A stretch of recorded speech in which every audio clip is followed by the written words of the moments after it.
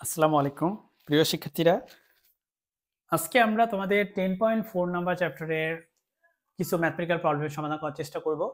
UV মেথডে এগুলো করতে হয় কারণ এটাকে সরাসরি ইন্টিগ্রেশন করা যায় না। সো আমরা ইউবি মেথডের যে রুলসটা সেটা একটু লিখে দেই। সেই রুলস অনুযায়ী আমরা ইউকে করব ডিফারেন্সিয়েশন, ভি কে করব হচ্ছে ইন্টিগ্রেশন। সো ইউকে বাইরে রেখে ভি কে ইন্টিগ্রেশন করো, মাইনাস ইউকে তুমি এবার ডিফারেন্সিয়েশন করো, আবারও ভি কে তুমি ইন্টিগ্রেশন করো, দেন এই পুরো জিনিসটাকে তুমি একবার ইন্টিগ্রেশন করবা। ঠিক আছে, এখন চলো এই রুলসটা আছে, এই যে ফর্মুলাটা, এই ফর্মুলাটা হচ্ছে আমরা এখন অ্যাপ্লাই করি এখানে। প্রথমে তুমি যেটা করবা যে তুমি tan ইনভার্স x কে বাইরে রাখবা, রেখে তুমি এই dx কে ইন্টিগ্রেশন করবা, তারপরে তুমি ডিফারেন্সিয়েশন করবা tan ইনভার্স x এর, যাকে বাইরে রাখছো। তারপরে হচ্ছে তুমি এটাকে আবারও ইন্টিগ্রেশন করবা, দেন এই পুরো জিনিসটাকে তুমি হচ্ছে ইন্টিগ্রেশন করবা। এখন খেয়াল করো tan ইনভার্স x এর tan ইনভার্স x আমি লিখছি, হ্যাঁ, এটার ইন্টিগ্রেশনের ফর্মুলা কি? Simply x। ওকে, আবার এটার ডিফারেন্সিয়েশনের ফর্মুলা হচ্ছে 1/1 প্লাস এক্স স্কোয়ার। এটার ইন্টিগ্রেশন কি? x, আর একটা dx থেকে যায়। এখন খেয়াল করো এখানে আছে x tan ইনভার্স x। ও, এই 1 এর সাথে x কে গুণ করলে আমরা শুধুমাত্র উপরে x দেখতে পাই, x লিখতে পাবো। তাহলে দেখো আমি জোর করে একটা 2 বসাই দিই আর নিচে একটা এখানে হাফ দিয়ে দিই। এতে কি সুবিধা হয়? হাফের হাফ তো আছে। এখন খেয়াল করো এটাকে যদি তুমি f of x ভাবো, তাহলে এই 2x কিন্তু f প্রাইম x হয়ে যায়। f প্রাইম x হয়ে যায় কিভাবে? আমরা জানি যে ধরো f of x equal to যদি হয় কত, 1 প্লাস এক্স স্কোয়ার। এবার f প্রাইম x মানে কি? এটাকে একবার ডিফারেন্সিয়েশন করো, 1 কে ডিফারেন্সিয়েশন করলে হবে 0, আর x স্কোয়ার কে ডিফারেন্সিয়েশন করলে হয় 2x, তাই না? তাহলে নিচেরটাকে যদি f of x ভাবো, উপরেরটা হয়ে যায় f প্রাইম x, আর একটা dx তো আসেই সাথে। আর এইটার ফর্মুলা, এটা একটা বিখ্যাত ফর্মুলা, এই ফর্মুলাটা তোমরা নিশ্চয়ই জানো, ln of f of x। এই ফর্মুলাটা হচ্ছে ln of f of x। সুতরাং আমরা এখানে লিখতে পারি ln of f of x। f of x মানে কি? নিচেরটা 1 প্লাস এক্স স্কোয়ার।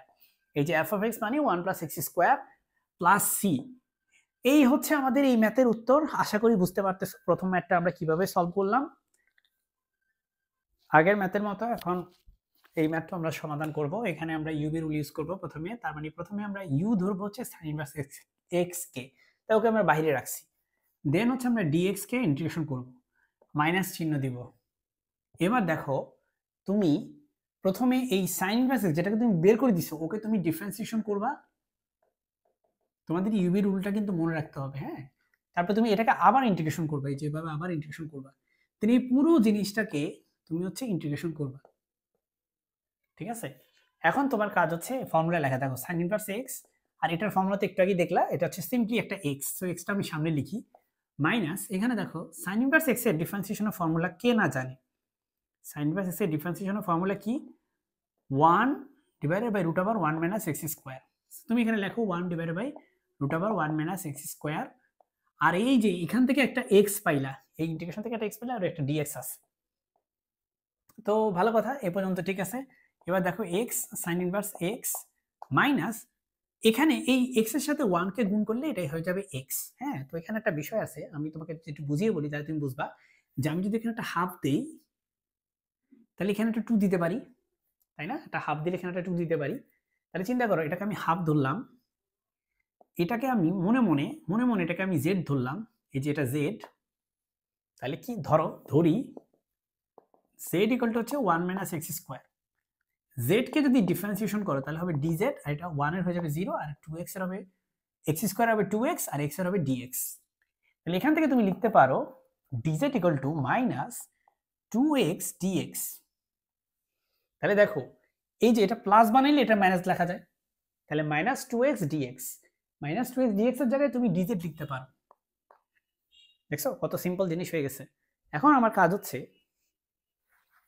এটাকে র্যাপ আপ করা। দেখো এখানে হয়ে যাবে x sin ইনভার্স x, এখানে একটা হাফ, আর এই ইন্টিগ্রেশনটা হবে 2 রুট জেড। তোমরা এই ইন্টিগ্রেশনটা জানো নিশ্চয়ই, 2 রুট জেড প্লাস সি। এই 2 আর 2 কাটা, তাহলে এখানে হবে x sin inverse x minus root Z.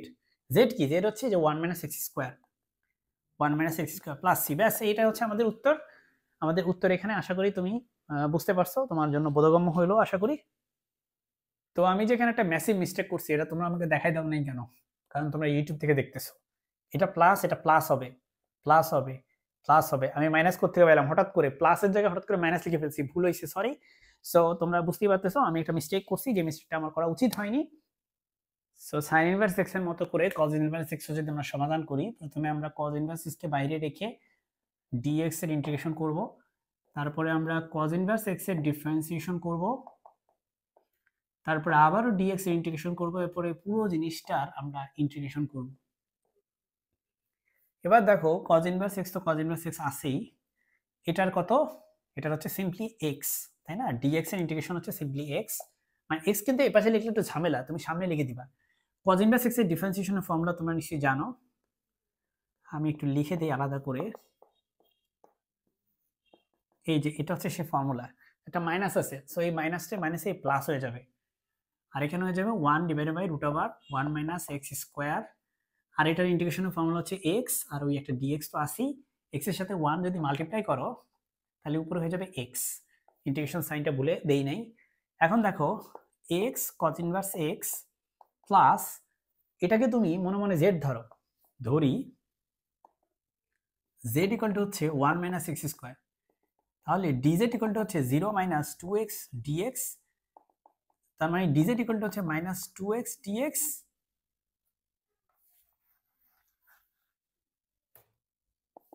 তাহলে এখানে হবে x dx মানে হবে dz by 2 minus dz by 2। এই মাইনাসটাকে এদিকে দিয়ে দিছি। তাহলে দেখো এই x dx মানে হচ্ছে মাইনাস dz বাই 2।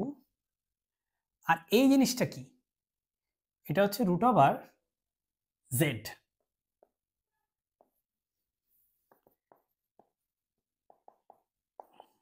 প্লাসে মাইনাসে মাইনাস হবে, এখানে এখানে একটা মাইনাস চিহ্ন দাও। আর দেখো আমরা একটা ব্র্যাকেট দিলে মানে ভালো হয়ে যাবে না? কারণ কি প্লাসে মাইনাসে মাইনাস, সমস্যা নেই, আমরা এখানে একবারে দিয়ে দিই মাইনাস। ওকে, তাহলে এখন দেখো এই 2 কে আমি বাহির করে ফেলি। এই 2টাকে বেমানান লাগতেছে, এখানে রেখি। এখন হাফের হাফ তো আসি। তোমরা এই ফর্মুলাটা জানো? এই ফর্মুলাটা জানা উচিত, 2√x প্লাস c।